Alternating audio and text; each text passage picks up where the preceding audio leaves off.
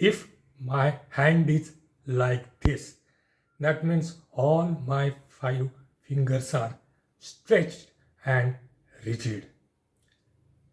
Then will I be able to do anything with my hand? Nature has taught us significant principle of productivity.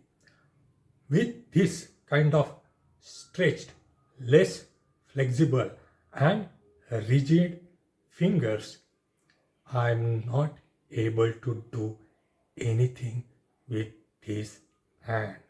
However, when I remove this rigidity and the fingers becomes flexible, then with the same hand, when these fingers come together, I can do many things effectively. And this is the principle of high productivity.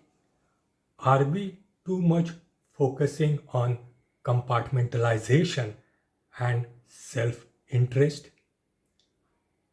Or are we working together, keeping aside our self interest towards common goal or achieving something together?